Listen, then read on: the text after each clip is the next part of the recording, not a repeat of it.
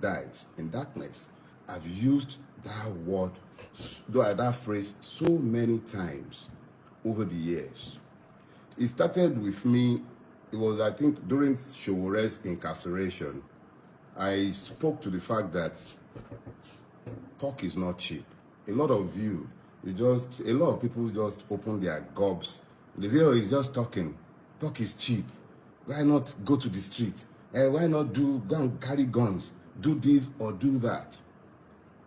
So if you merely speak to the truth of the situation around you, they considered it cheap. Although sometimes talk could be very cheap, like the one by the Alainironu brigades who have been answering Davido, saying that he shouldn't have spoken to the truth of our realities and should have sugarcoated it because it was on the international arena. They conveniently forget that the same people constantly tell us that the world is a global village. Everybody sees us. They know us for who we are. We're the ones who have conveniently deluded ourselves into believing that just because we've buried our heads in the sand, the whole world cannot see our fat. Our fat rump is out there for the whole world to see. They know us. They see us for who we are. The president, he was there at the G20, an opportunity to tell the world who we are, what we're capable of. But what did he do? He presented himself to the world. Beggars. You're wearing 200 million naira watches. You're wearing $200,000 watches. And you're begging for handouts. You went there with a jet bigger than that of many of the countries that you're talking to. And you're there asking for handouts. You're telling the people who knows you. They see all your hidden accounts, all of you, from governors to obas to councillors to governors. They see you. Since the beginning of the end of the old world order, since 9/11, the first thing the world does, the intelligent world, tracks money. There is no dime any one of you have anywhere in the world that they are not aware of, even the ones you have stacked up in your warehouses, and then you go to the world. They know how fantastically wealthy, rich you are, the kind of dead money that you all keep eating all over the world. And then you go pleading penury, telling them you can't feed your children. They know how you gorge on caviar, how you buy the most expensive things in the world, and then you go to them begging. I recall the anecdote from my own generation where Babangida Ibrahim went to beg Thatcher and the West for debt forgiveness. And then she pointed at his watch. He was wearing a very rare, very, very rare Rolex. What was Thatcher wearing? Probably some basic thing that didn't speak to insane gathering of wealth. But we who went begging, I will not be derailed this morning. The point I'm making is the truth might be an offense, but it is not a sin. When you are told the objective truth of your reality, assess the truth you have been told. Embrace the reality of that truth and then work to change it if you don't like it. Now, what is the truth? You see, the amazing thing about the truth is that the era of the truth knows that it is the truth, even when it is revelatory truth. So the truth really does not require much by way of definition. Me and you, we know the truth. Truth must be distinguished from facts. Facts might change. Facts might evolve. Even truth might become even evolutionary in its revelation. But the point I'm making to you is the truth does not require any definition. But if you want to take it a little deeper, the truth is God. How about that? And I'll tell you why I say the truth is God. There is an immortal nature to the truth. The truth simply is immortal. If it is true today, it is true in 1,000 years from now. Facts may change. The truth does not change. It might become revelatory, and you might find more and more layers to the same truth. That is the essential nature of truth. But why is it that unconscionable men always hate the truth? It is the immortal nature of truth that irritates the demons in them. All men, regardless of how powerful or rich we might become, we are mere mortals, creatures in time. We will die someday, whether that be now or in 100 years' time. Each and every one of you alive and hearing me in this moment would all be dead in 100 years' time. That is just the reality of life. But the truth that I might speak today would live for an eternity, because it is simply the truth. It endures in the God Almighty, the ultimate author of the truth. So here is the thing with you demons who get irritated when I speak. I am not a saint.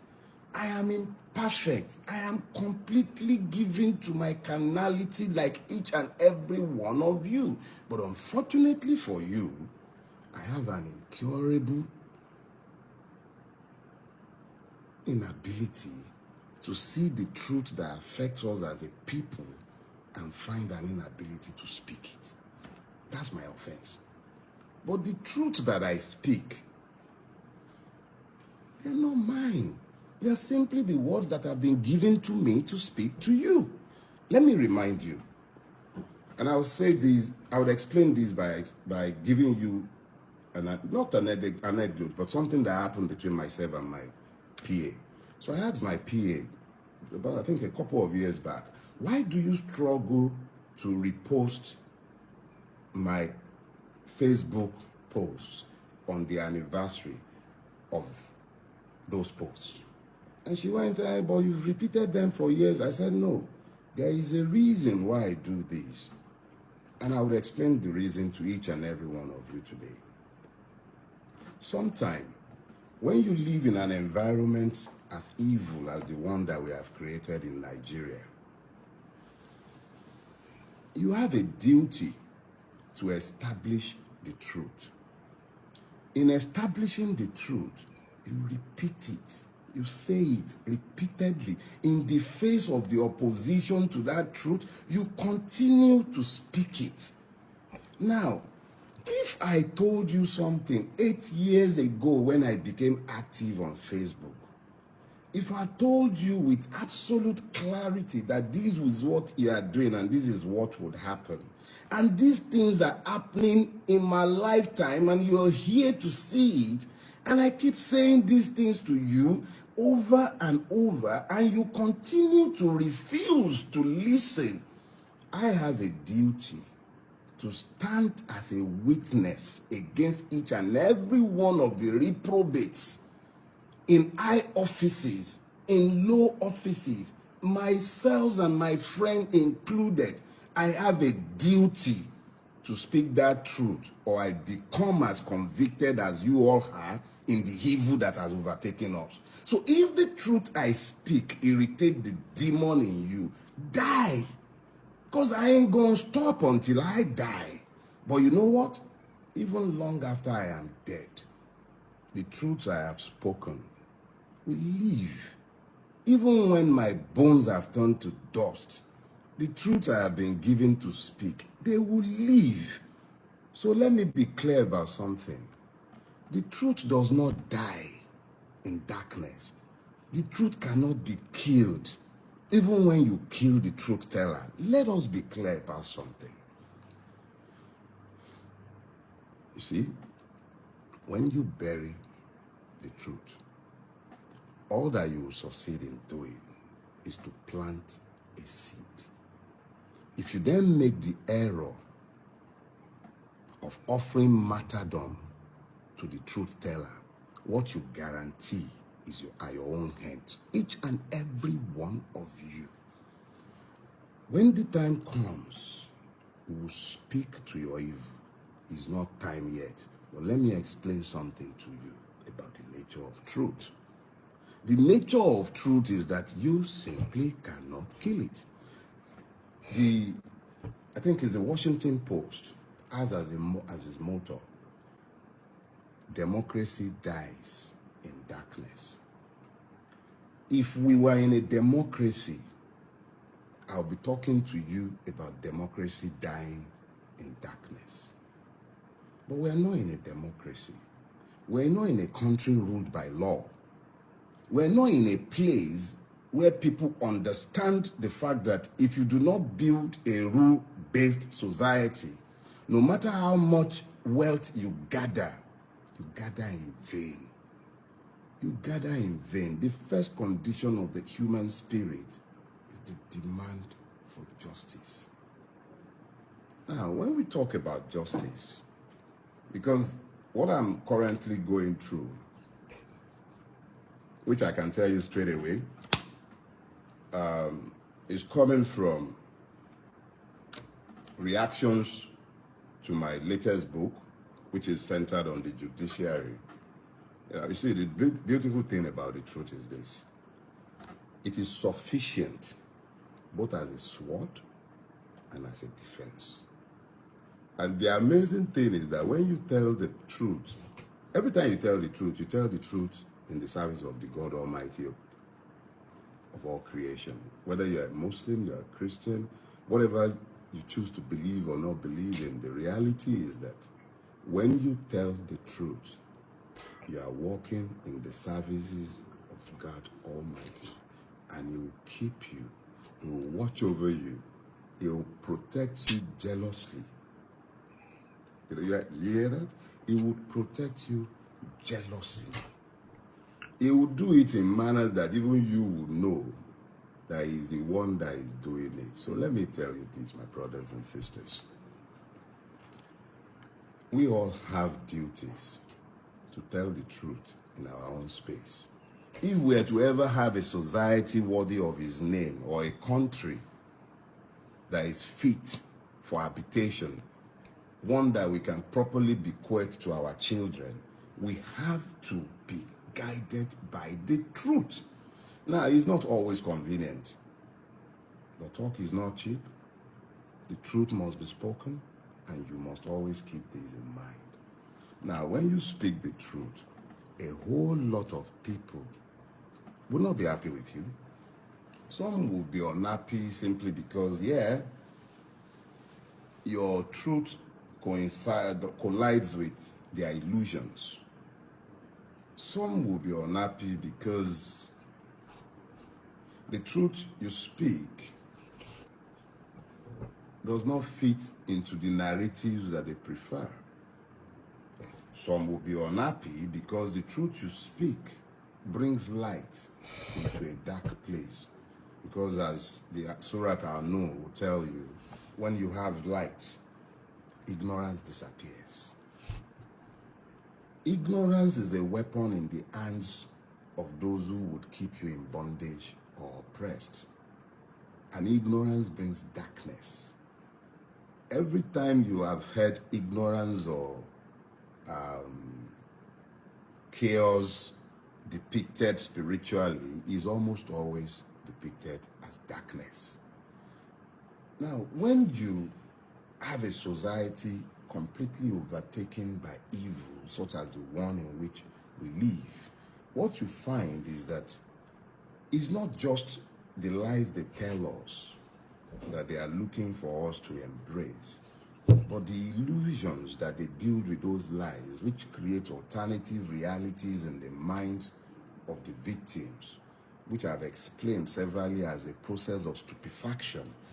What we all need to understand is that the truths that have been given to us to tell represents the light that we have to shine in this dark space. If we fail to shine those lights, darkness overtakes our space. The preponderance of darkness in Nigeria is as a result of our collective inability to speak to the truth of what we see. It's not only about what Bulaba did, what a governor did. What about what you did? What about what the next man did? What about what you did that affected your neighbors? What about what the powerful man that you serve did and you helped him to do? The lies you helped him to tell, the lies you helped him to reinforce. They're telling lies and you're helping them to repeat it, and then you're standing by it and you know these are lies. NSAS, for instance. NSAS. How many people spoke against their consciences? The last election, how many people spoke against their consciences? And you know the annoying thing? Because they were speaking against their consciences, the truth that some of us spoke, yeah, I said it. We spoke the truth. The truth that we spoke annoyed the demons in them. And because it annoyed the demons in them, they must silence me. What for? So let's be clear about something. I will not be silenced. In fact, you can't silence me anymore. See, that's the beautiful part of the thing. You cannot silence me anymore. Everything I've had to say about Nigeria, when I was given the gift that God has blessed me with,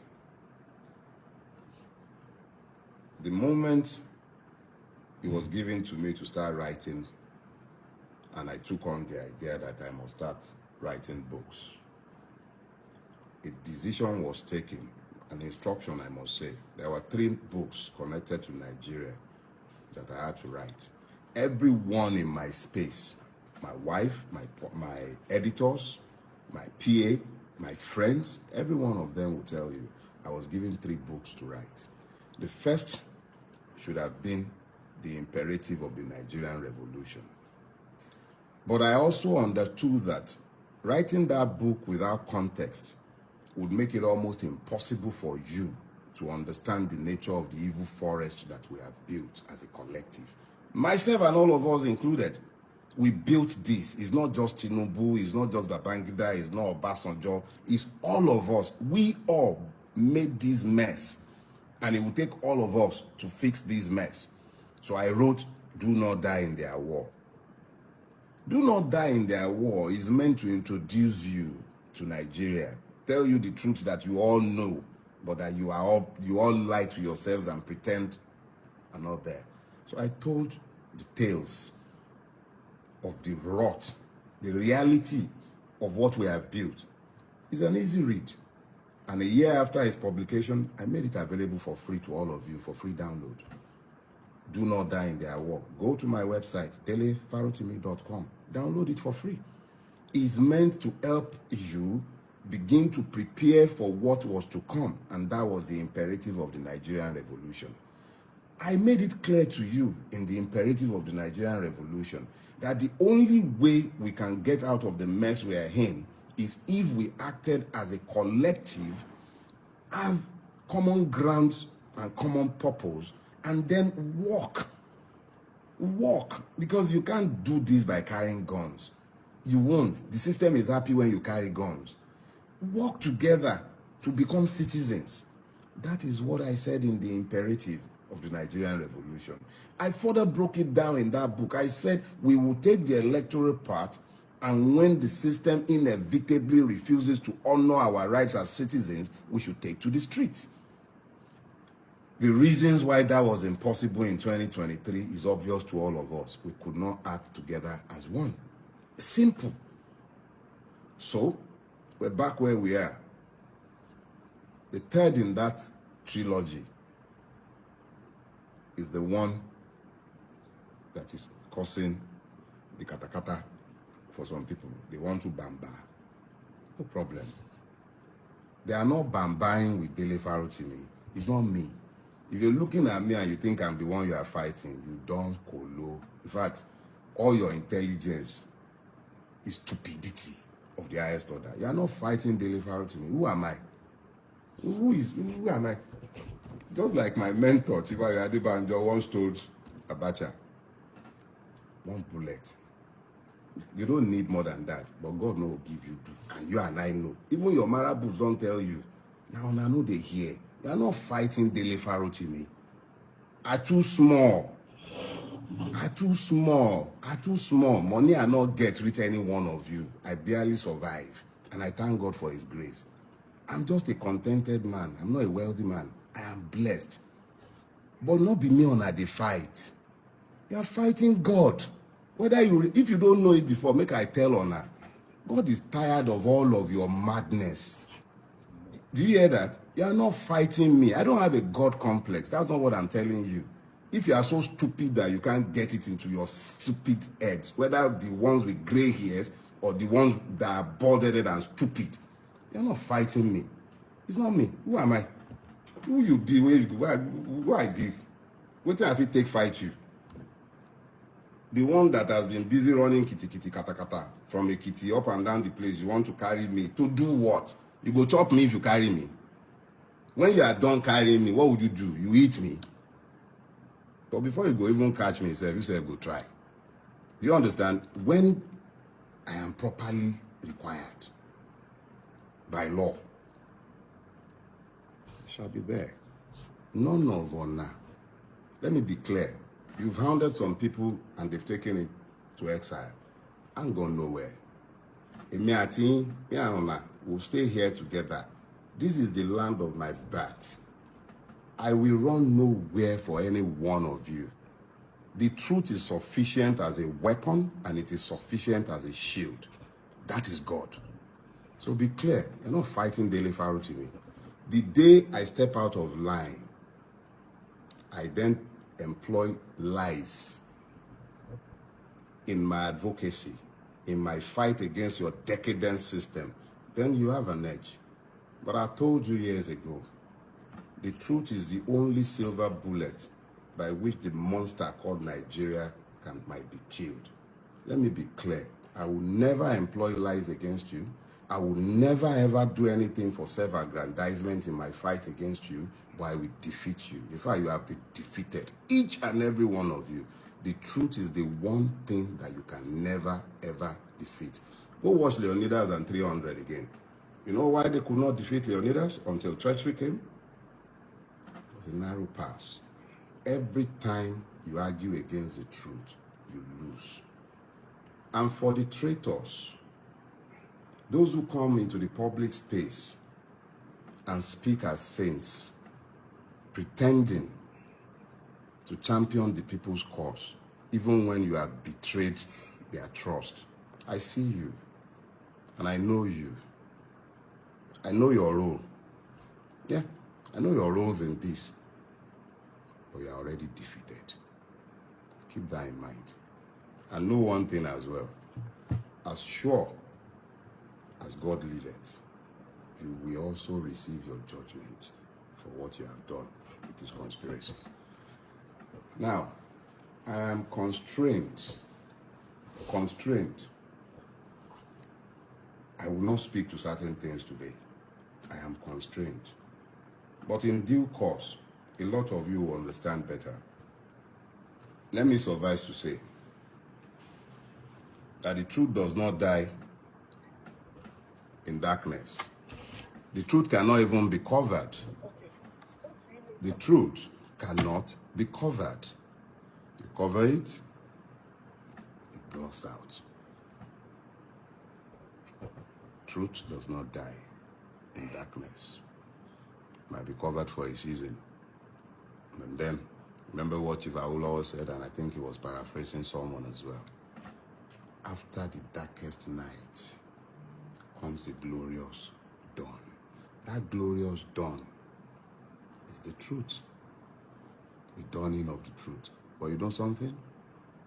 For truth to be established, it must not only be repeated over and over and over. It must be chorused.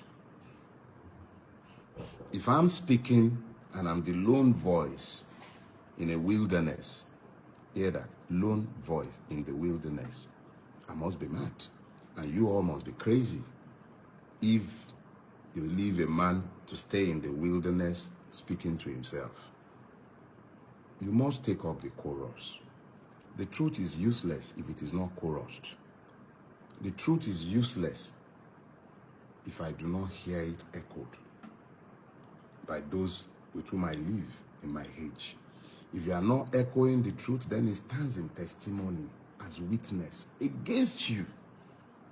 So I urge you, in your space, speak your truth. Because yes, the pastors and imams are complicit in the evil that has overtaken our land. They normalize